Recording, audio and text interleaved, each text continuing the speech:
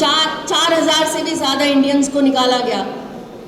1962 foreign nationals को 41 countries में Covid के दौरान निकाला गया। 2016 के अंदर जब ऑपरेशन संकट मोचन हुआ उसमें 500 इंडियंस को रेस्क्यू किया गया। 2020 के अंदर ऑपरेशन समुद्र सेतु में कोविड के दौरान कम से कम 4,000 से 5,000 लोगों को निकाल दिया गया। इसी तरह से एक बहुत लंबी लिस्ट है। ऑपरेशन गंगा यूक्रेन से शुरू हुआ, किस तरह से इंडियंस को वहाँ से निकाला गया। आपने देखा है कि ऑपरेशन अजय इजराइल से किस तरह से 1300 कुछ इंडियंस को जो है वो रेस्क्यू किया गया। ये बताता है कि माननीय प्रधानमंत्री जी के नेतृत्व के अंदर हमारा देश, हमारा जो प्रदेश है वो भी सुरक्षित है।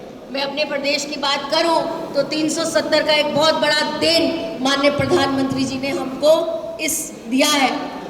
हम कल्पना कर सकते हैं कि इस 370 को हटाने के लिए हमारे कितने जनसंघ के लोगों ने अपना शहादत दी। श्यामा प्रसाद मुखर्जी ने यहाँ पर अपनी शहादत दी। हमारे कितने लोगों ने जो है प्रजा परिषद के समय से एक निशान और एक विधान के लिए कितनी जो है कुर्बानियाँ दी।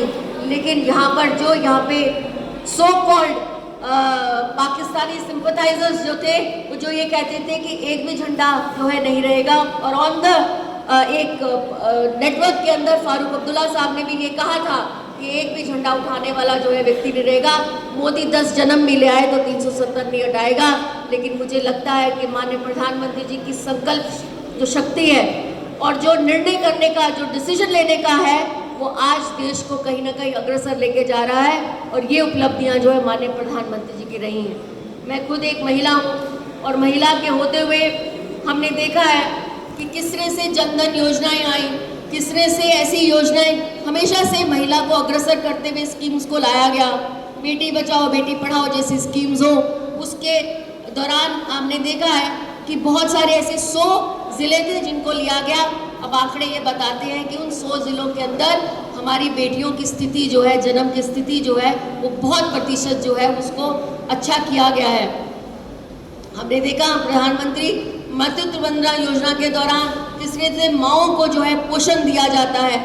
उनकी जो छुट्टी है, जो माएँ हैं, उनकी छुट्टी 6 महीने के लिए बढ़ा दी गई है। वो आराम से काम भी करें और कम से कम अपने बच्चों को भी है उसको लालन पालन में उनका पूरा समय मिल पाए। किस तरह से 6,000 रुपये महीना उनको दिया गया है। आपने देखा है कि महिला शक्ति केंद्र में महिलाओं को सशक्त कैसे किया गया है। हमने देखा है कि सुकन्या समृद्धि योजना के दौरान हमारी बच्चियों को किस तरह से, जो 10 वर्ष की कम उम्र की बच्चियाँ हैं, उनको किस तरह से इस योजना के दौरान जोड़ा गया है। हमने देखा है उज्ज्वला योजना जो धुएं से महिला को कहीं ना कहीं बाहर निकालती है। उस योजनाओं के अंदर भी 2015 में जब ये शुरू हुई तो एलपीजी सिलेंडर्स की जो योजना थी, आज 8 करोड़ से भी ज़्यादा महिलाओं को जो एलपीजी सिलेंडर्स मिले हैं।